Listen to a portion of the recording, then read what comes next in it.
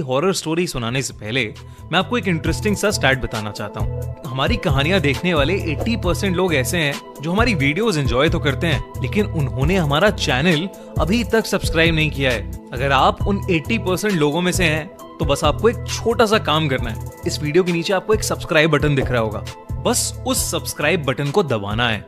बस इतना सा काम करना है आपको, और लगे हाथों बेल आइकन भी प्रेस कर देना ताकि हमारी लेटेस्ट वीडियो आते ही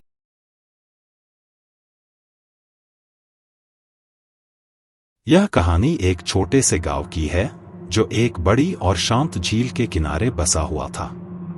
झील की खूबसूरती को देखकर कोई भी यह नहीं सोच सकता था कि इसके पानी के नीचे कोई खौफनाक रहस्य छुपा है। गांव वाले कहते थे कि झील के अंदर एक पुरानी बस्ती बसी हुई थी जो एक भयानक बाढ़ में डूब गई थी। लेकिन यह सिर्फ एक अफवाह नहीं थी। कई लोग दावा करते थे कि झील के पानी में एक रहस्यमय ताकत छिपी हुई है जो इंसानों को अपनी तरफ खींच लेती है। यह कहानी आदित्य नाम के एक युवक की है जो एक दिन अपनी दोस्तों के साथ इस झील के पास घूमने गया था। आदित्य को हमेशा से ऐसी रहस्यमय जगहों में दिलचस्पी थी, और जब उसने सुना कि झील के नीचे एक डूबा हुआ गांव है तो उसे लगा कि वह इस रहस्य का पर्दाफाश करेगा। आदित्य और उसके दोस्त शाम के समय झील के किनारे पहुंचे। झील की सतह पर हल्की सी लहरें थीं और हवा में एक अजीब सी ठंडक थी। आदित्य ने दोस्तों से कहा, चलो हम झील के पास और आगे जाएं।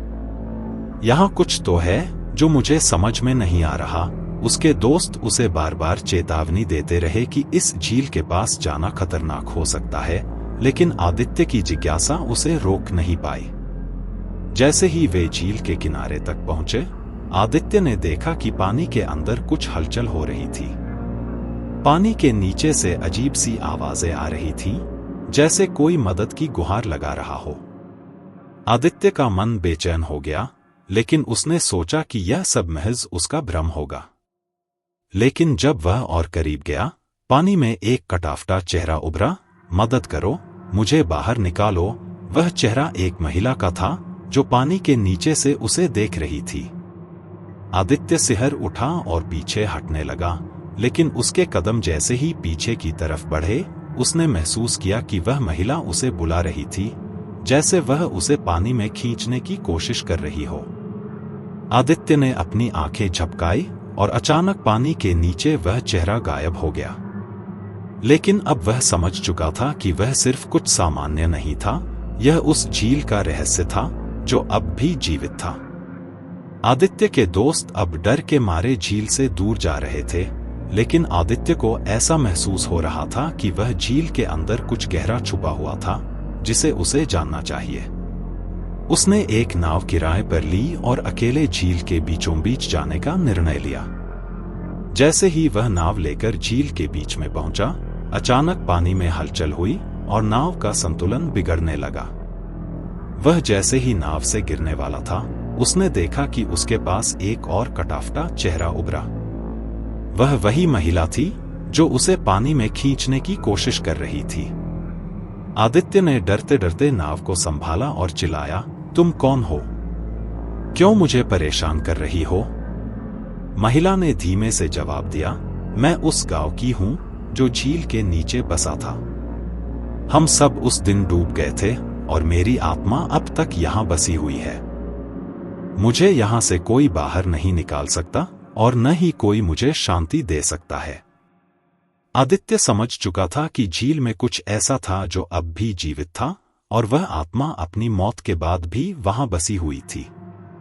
जैसे ही वह महिला ने उसे आखिरी बार देखा, उसकी आंखों से एक डरावनी मुस्कान उभरी और वह पानी के नीचे गायब हो गई। आदित्य डर के मारे नाव को मोड़ते हुए झील के किनारे की ओर बढ़ा, लेकिन वह जानता था कि वह कभी भी उस झील के बारे में सामान्य नहीं सोच पाएगा। अगले दिन आदित्य ने अपने दोस्तों को यह सब बताया, लेकिन वे उसे सिर्फ भ्रम समझते रहे। हालांकि आदित्य आज भी झील के पास जाता है और हर बार जब वह वहां से गुजरता है, वह वही आवाज सुनता है जो उस दिन सुनी थी, मदद करो। आज भी लोग कहते हैं कि झील के नीचे डूबे हुए गांव की आत्माएं उन लोगों को अपनी ओर खींचती हैं जो अजनबी होते हैं। अगर आप कभी उस झील के पास जाएं, तो हो सकता है कि आप भी उस आत्मा का शिकार बन जाएं, जो अब भी मदद की तलाश में है।